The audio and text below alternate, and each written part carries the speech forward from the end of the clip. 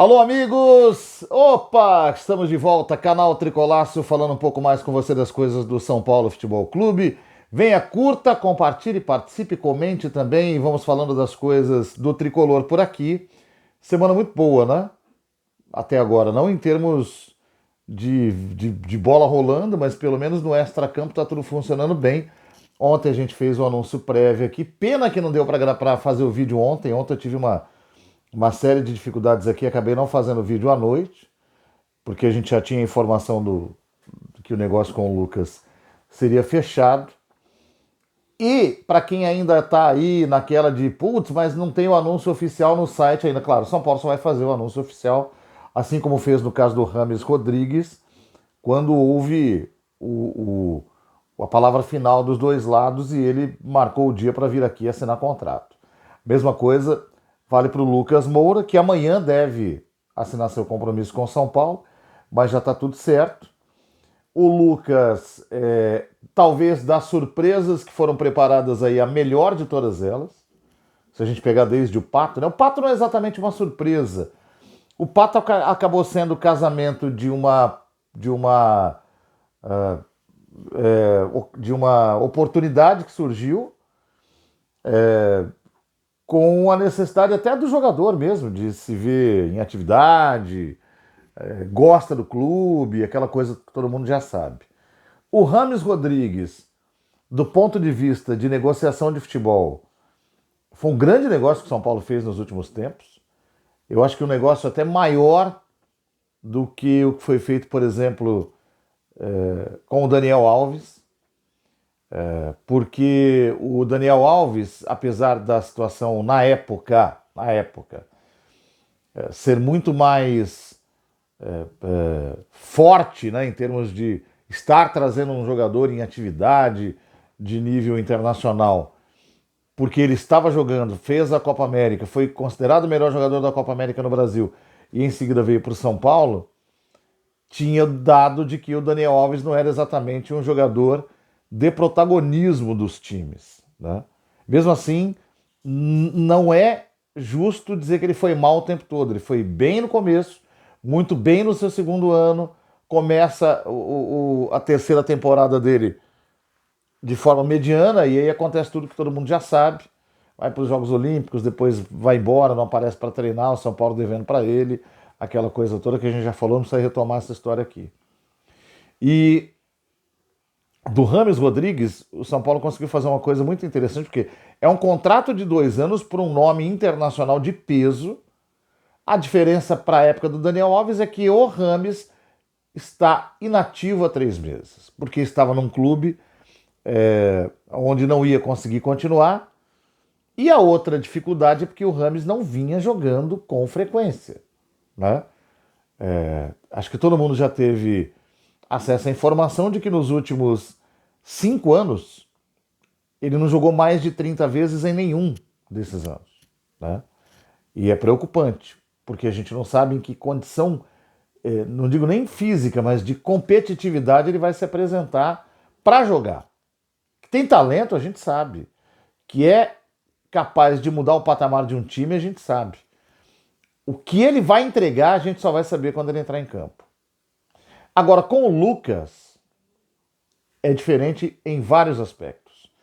A única coisa negativa do Lucas, mas só agora, é que o Lucas fez um contrato muito curto, por quê? Mas aí eu acho honesto.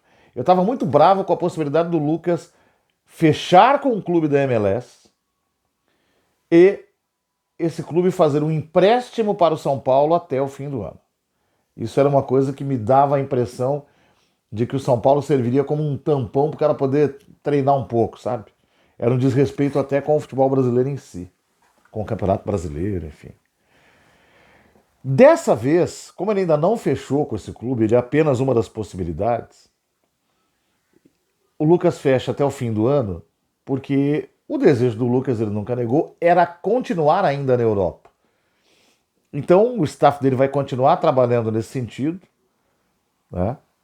Para tentar encontrar um clube europeu onde ele possa se encaixar de um modo satisfatório. ou um clube na MLS com condição de oferecer a ele não só um bom contrato, porque isso vai ter, mas a possibilidade de jogar em alto nível e encarar desafios. Nenhuma dessas coisas apareceu até agora. O clube europeu que apareceu não interessava, o time da MLS que apareceu era muito pequenininho, também não interessou para ele, e a outra oferta foi não sei se foi da Arábia Saudita ou dos Emirados Árabes, mas foi algo que não fez a cabeça do Lucas.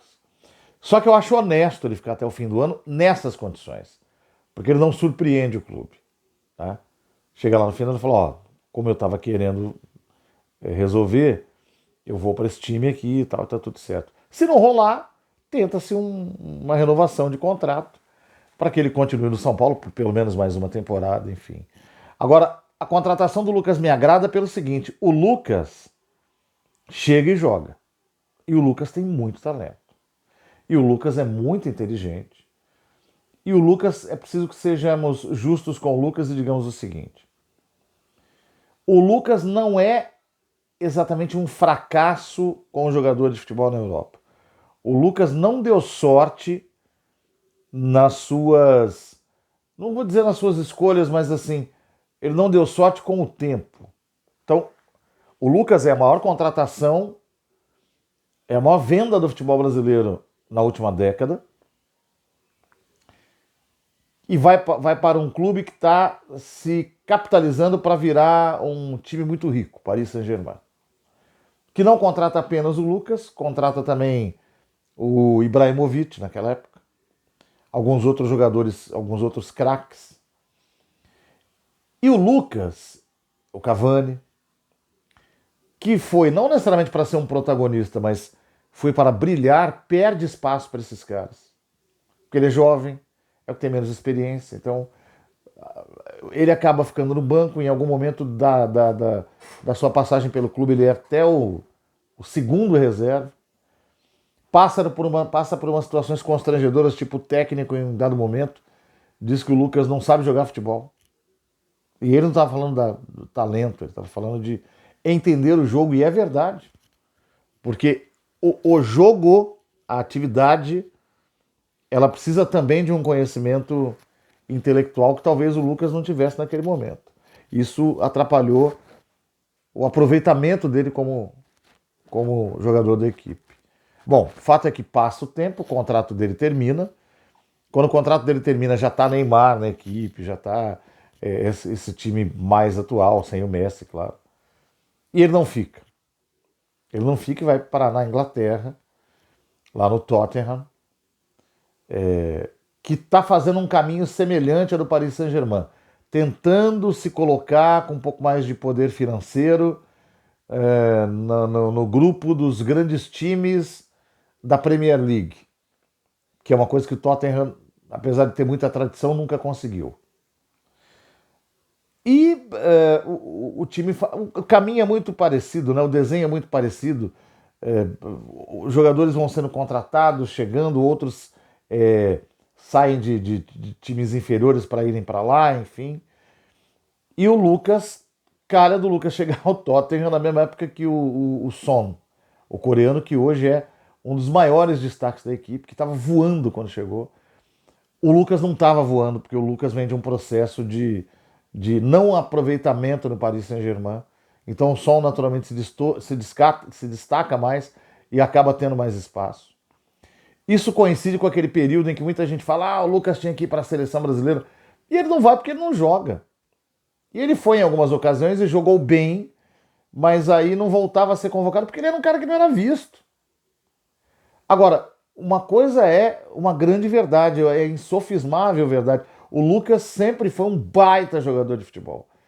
No momento em que o Neymar ainda estava surgindo no Santos, no Brasil, junto com o Ganso, e ele surge no São Paulo, houve um período ali entre 2010 e 2011 em que os três são os maiores jogadores do Brasil jovens ali. Né? Tem o Pato um pouco antes, que já foi embora, muito cedo, e aí sobe Neymar, Ganso. O Ganso, na verdade, já tinha vindo lá do Pará, enfim, mas sobe ali naquele momento. E o Lucas. Tanto é que eu sempre falo isso, aquele time, brilhante time sub-20 do Sul-Americano sub-20 de 2011, que é um time que jogou demais, é um time que tem Lucas do lado direito, Neymar do lado esquerdo, o Ganso no meio e o centroavante, rapaz, quem que era? Não lembro se era o Jonas. Não, o Jonas já era cara mais velhinho. Alguém vai me ajudar e vai lembrar, mas enfim. Esse era o time, cara. O time que estava encantando a América do Sul, que era provável base para uma seleção brasileira que viesse depois, mas ela acabou sendo, depois recebendo alguns outros jogadores vindos de outras equipes já da Europa, jogadores mais experientes, mas enfim, naquele momento isso era uma baita equipe de futebol, né? O Lucas estava lá e foi um dos grandes destaques. Ele só sai de São Paulo no final de 2012, sai antes do Neymar. O Neymar joga no Santos até metade do ano de 2013 e aí vai para o Barcelona, né? Então, e o Lucas, nesse período, ele disputa 3 temporadas no São Paulo, quase inteiras, 2 inteiras, né? O Lucas estreia no São Paulo como Marcelinho ainda, da metade para o fim de 2009, pelas mãos do Ricardo Gomes. Joga o ano de 2010 todo, joga o ano de 2011 todo, e joga o ano de 2012 todo também. É que tem aquele período que fica fora por causa da seleção, uma parte em 2010 também. Teve um momento que foi um pouco de baixa, mas ele teve um grande momento no São Paulo, ao lado do Fernandão e outro também ao lado do Luiz Fabiano, quando o Luiz Fabiano volta da Europa em 2011, né? E se destaca e vai embora. E todo mundo apostou que ele fosse arrebentar na Europa. Mas ele não arrebentou por isso. Por 3 aspectos. Por não ter dado sorte de chegar aos clubes como o protagonista, por ser muito tímido no início e por causa dessa timidez não conseguir talvez manter sequência quando entrava nos times, né? E aí ele passou esses anos todos por lá, são 11 anos praticamente, mas se você for ver, o Lucas nunca estourou para valer. Ele tem algum reconhecimento nos lugares onde passou, tem alguns momentos muito marcantes, como a semifinal da Liga dos Campeões de 2018. 2018? 17, 18, né? Não, 18, 19, né? Quando derrota o Ajax fazendo 3 gols. E não vai para a final, fica aquela discussão. Mas não tem nenhum grande momento no Tottenham assim depois disso. E talvez no São Paulo ele possa reencontrar um pouco desse momento. Já pensou se o Lucas... O Lucas é autor do gol do último título relevante que o São Paulo ganhou. Copa Sul-Americana de 2012. Só faltava chegar e marcar o gol do título dessa também. Para aí acabar com a zica de vez, né? Vamos ver. Tomara que dê certo. Tô torcendo muito. Acho que ele é o mais pronto porque estava jogando. Deve ser aproveitado. Acho que vai jogar bem porque tem muita qualidade. Muita qualidade. E pelo menos nesses 4, quase 5 meses aí, o São Paulo tem que aproveitar que tá com essa rapaziada e formar um time que realmente dê muito trabalho para os adversários. Valeu, gente! Obrigado, até a próxima quinta-feira tem jogo, vamos estar aqui para comentar, hein? Valeu!